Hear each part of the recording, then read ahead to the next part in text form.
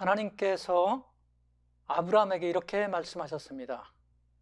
너는 본토 친척 아비집을 떠나서 내가 네게 지시할 땅으로 가라.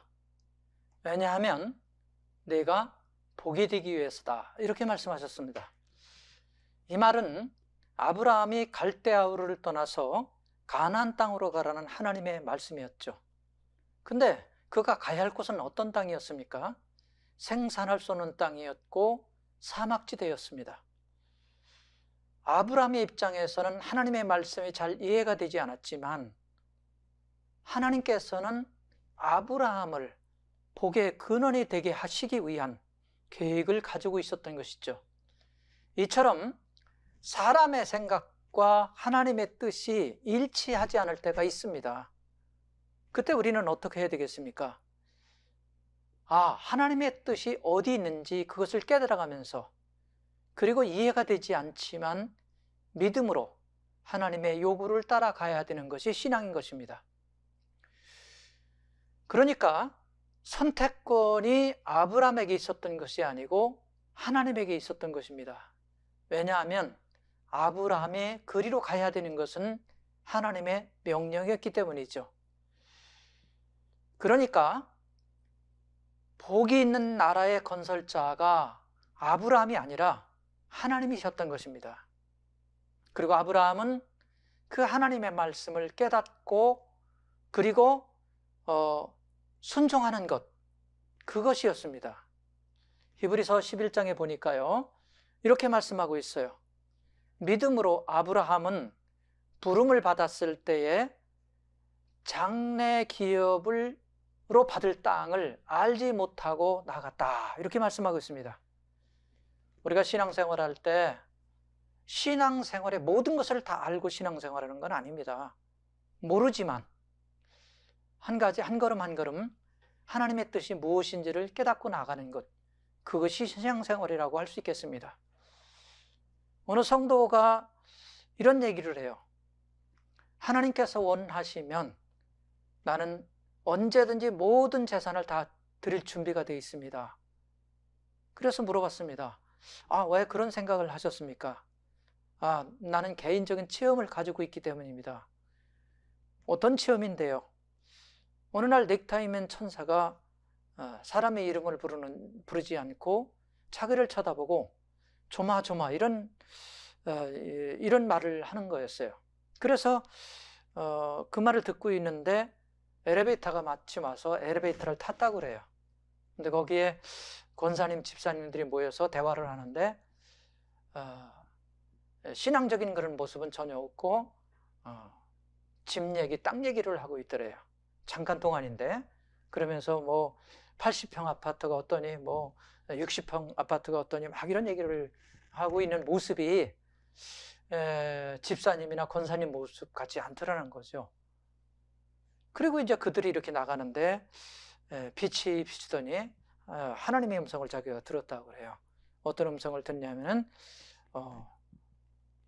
내가 반드시 알곡과 죽정이를 심판하리라.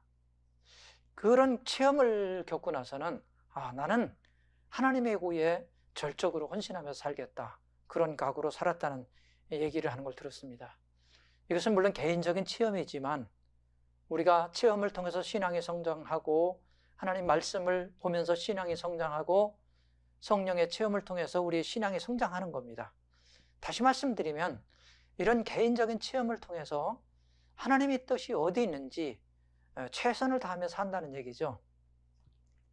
제가 전에 우리 교회에 장로의 신학대학에 성학을 전공한 청년이 있었어요.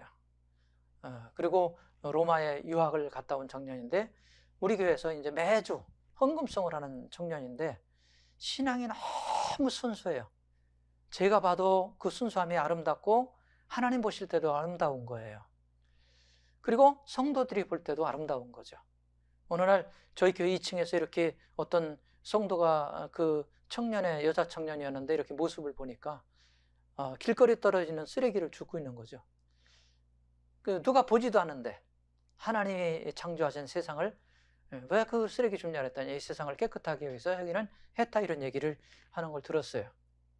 그리고 그 청년이 제가 이제 대명 홍천콘도에 목회자 세미나가 있어서 제가 이제 강사로 갔다가 그때 특송을 시키러 이제 데리고 갔거든요. 그랬더니 거기서 이제 3일간 그 방송을 이렇게 이제 세팅하고 이게 조정해주는 직원이 있었는데 늘 그 직원하고 대화를 하면서 전도를 한 거죠. 그러면서 이제 마지막 돌아올 때 제 차를 타는데 그 청년이 이런 얘기를 해요. 제가 3일간 매일 전도를 했는데 마지막 날 거기 방송 제작하는 제작진이 다음 주부터 제가 교회 나가겠습니다 이렇게 고백을 했다는 얘기를 들었어요. 그렇죠. 우리는 그 사람을 향한 하나님의 뜻이 어디 있는지 모르지만 믿음으로 자기의 주어진 기회와 자기의 주어진 시간들을 활용한 거예요. 그리고 심었더니 뿌렸더니 성령께서 그 마음을 움직이셔서 그 2, 3일간 복음을 전한 것이 효과가 있어서 예수를 영접하는 그런 경험이 있다는 얘기를 한 것을 제가 지금도 기억하고 있습니다.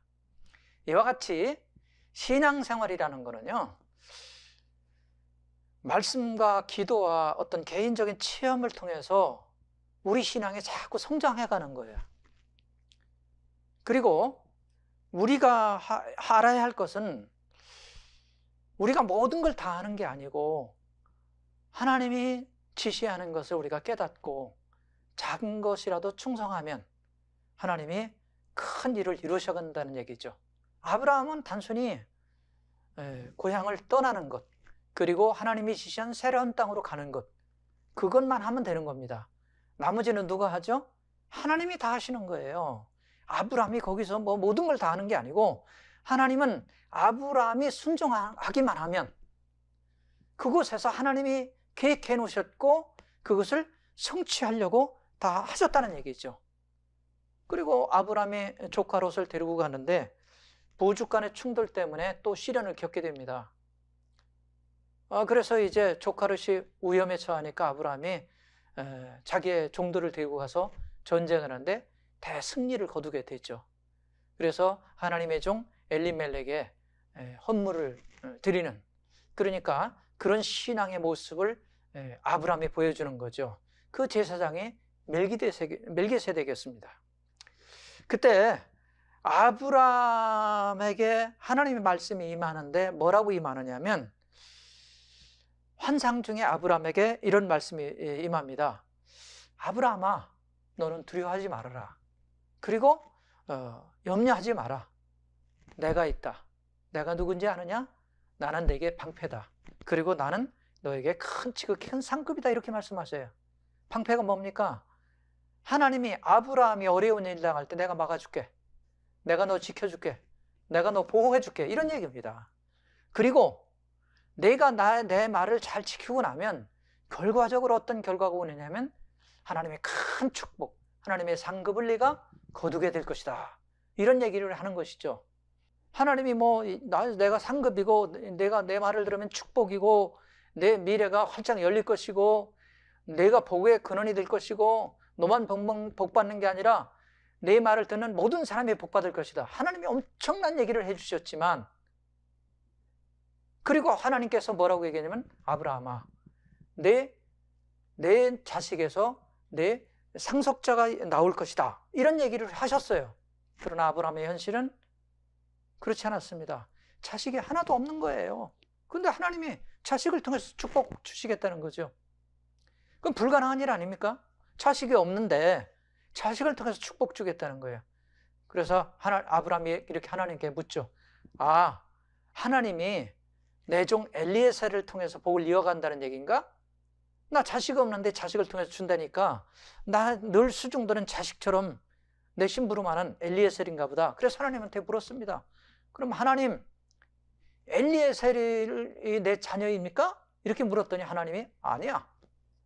내 몸에서 날 자가 내 상속자야. 이렇게 얘기하는 겁니다. 그러니까 내 몸에서 날 자가 내 후사라는 말은 어떻게 보면 육적, 혈연적 의미도 있지만 그 이상의 의미도 있는 거예요. 영적 동질성. 그러니까 내 자녀를 통해서, 내 자녀의 신앙을 통해서 내 자녀의 순종을 통해서 내 자녀가 내 믿음을 이어갈 때 내가 너와 내 자녀를 통해서 하나님이 축복한, 하나님이 계획한 그 축복을 이어가겠다, 이런 얘기죠. 그러니까 아브라함이 바라보는 그런 미래의 세계와 하나님이 보여주는 그런 미래의 세계는 같지 않았습니다. 그러니까 아브라함이 봤던 세계와 하나님이 봤던 세계는, 하나님 말씀하셨던 세계는 그 넓이와 깊이와 그런 차원이 다른 거죠. 그래서 아브라함은 하나님과 대화를 통해서, 하나님의 음성을 통해서, 하나님과 교제를 통해서 아브라함과 하나님과의 간격을 점점 좁혀갈 수 있었던 것이죠. 그렇습니다. 우리의 미래는 우리 손에 있는 것이 아니고 하나님의 손에 있는 거예요. 하나님이 약속한 것, 현실과 달라도 하나님 그것을 이뤄갈 것입니다. 마태복음 5장에 이런 말씀이 나와요. 진실로 진실로 내가 너희에게 이르노니 천지는 다 없어져도 하나님의 말씀은 1.1획도 결코 없어지지 않는다. 에레미야 33장에 보니까 여호와는 일을 성취하는 여호와, 그 일을 이루시는 여호와라고 말씀하셨어요. 하나님의 나라는 죄악에 물들지 않은 땅을 말하는 것이 아니라 죄악이 관영한 땅에서 하나님께서 구원을 이루는 거룩한 나라를 우리에게 말씀하고 있는 거예요. 여기에 중심적인 메시지가 뭡니까? 중심적인 메시지는 하나님의 나라는 하나님이 친히 계획하시고 친히 성취하시는데 하나님이 선택한 아브라함을 통해서, 하나님의 선택한 여러분을 통해서 그것을 이루신다는 얘기죠. 여러분, 하나님 말씀 순종해서 하나님의 놀라운 축복을 이루어가시기를 주의 이름으로 부탁을 드리겠습니다.